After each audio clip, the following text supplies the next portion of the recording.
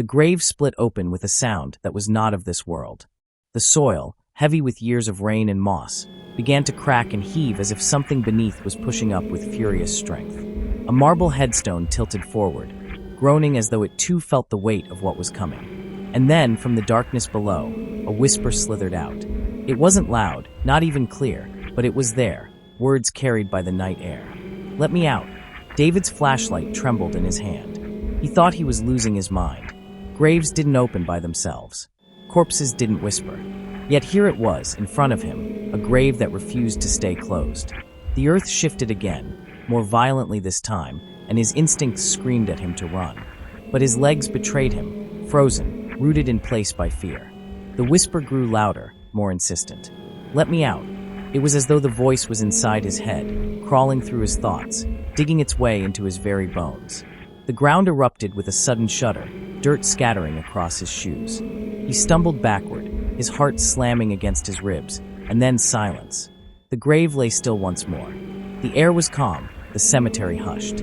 But David knew what he had heard. How could he explain this?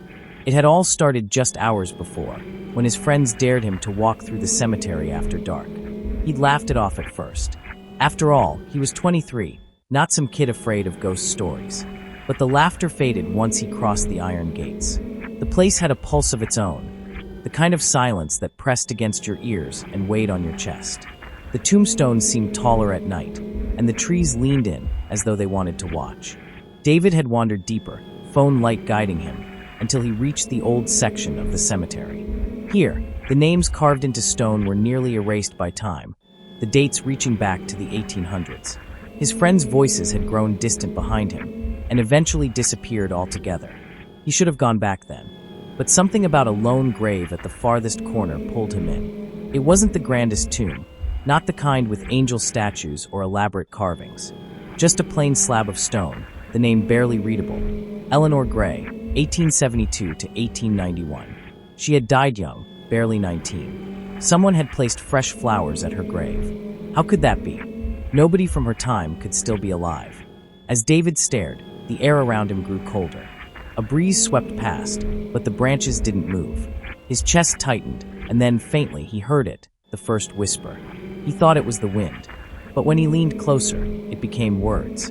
"Let me out." The sound came from the soil itself. His pulse spiked, but curiosity kept him glued to the spot. He crouched, pressing his ear to the ground. The voice was unmistakable now, pleading, angry, alive. That was when the earth moved. The grave broke open in a violent heave, as if unseen hands were clawing their way upward. David stumbled back, dirt spraying his face. His phone light flickered, the screen glitching, and in that trembling glow he swore he saw a pale hand break the surface before vanishing again. He blinked, and it was gone. His chest heaved, and sweat poured down his back. He knew he needed to get out. But as he turned to run, he heard the voice again, louder than ever, echoing through the cemetery. "Let me out." Every grave around him rattled. Stones shuddered, metal crosses bent, and soil began to quake. David screamed, spinning toward the gate, but something moved in his path. It wasn't a person.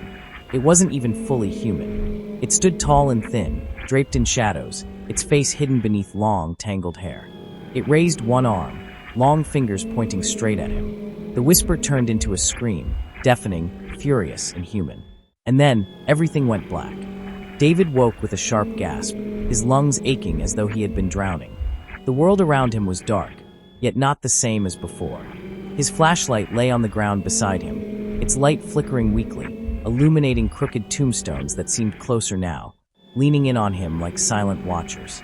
He scrambled to his feet, his body trembling. The shadow, where had it gone? He spun around, eyes searching the night, but all he saw was mist curling along the ground, thickening, rising higher as though the cemetery itself wanted to swallow him whole. "Was it real?" he whispered to himself. "Or am I losing my mind?" The whisper came again, soft this time, almost mocking. "You can't leave." David froze. His heart thundered. The voice was not from beneath the ground anymore. It was around him, inside him. He clutched his head, squeezing his eyes shut, but the words pressed harder, drilling into his skull. The sound of metal creaking snapped his attention toward the cemetery gates. Relief surged. If he could just reach them, he could get out. He staggered forward, legs heavy. every step dragging as though unseen hands clutched at his ankles.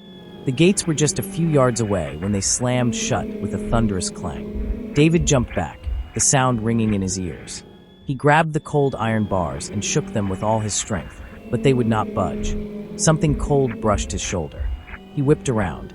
No one was there. And then, from the corner of his eye, movement.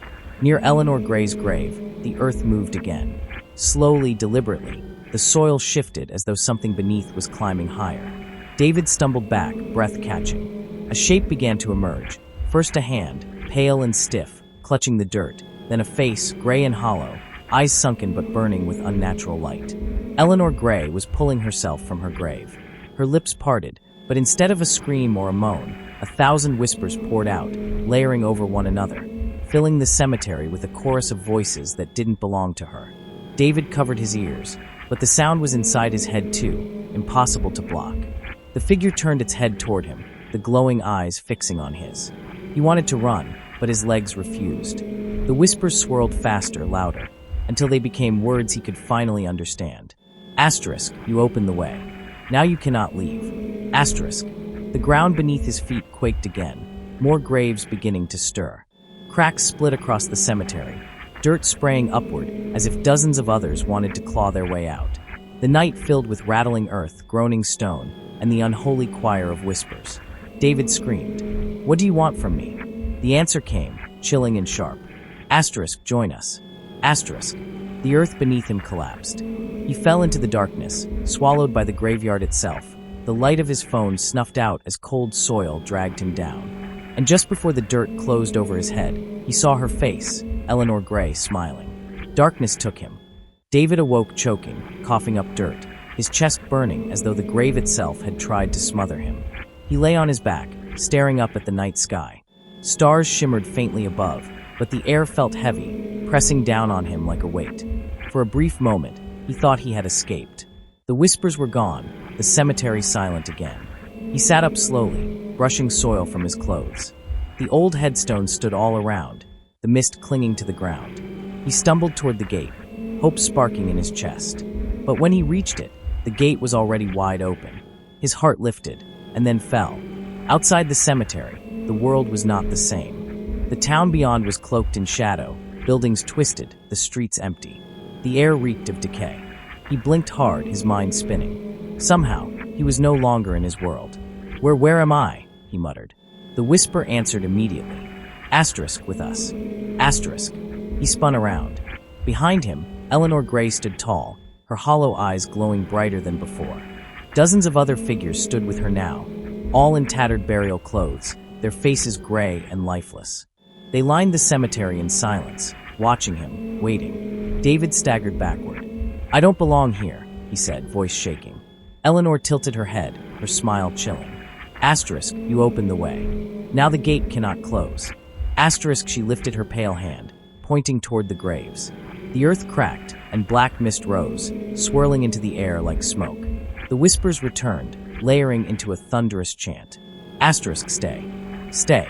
Stay. Asterisk. David's head throbbed as the voices pounded inside his skull. He dropped to his knees, clutching his ears, but the sound only grew louder. His vision blurred. The world around him seemed to pulse, shifting between the cemetery and a darker place. A place of endless graves stretching into blackness. He realized then the terrible truth. He hadn't just stumbled into a haunting. He had crossed into something much worse. The graveyard wasn't cursed. It was a doorway, and he had opened it. The dead began to move forward, their steps slow but steady, circling him. Eleanor stood at the front, her smile wide, her voice cold as ice. Asterisk, every soul who enters must give something back. Tonight it is you. Asterisk. David screamed as the figures closed in, their hands reaching out. Cold fingers brushed his skin, pulling him down deeper, until the ground swallowed him whole once more. His final breath was smothered by earth and whispers. When silence returned, the cemetery lay still again. The gates creaked shut on their own, the mist thinning until nothing remained but old stones and a forgotten grave marked Eleanor Gray, 1872, 1891.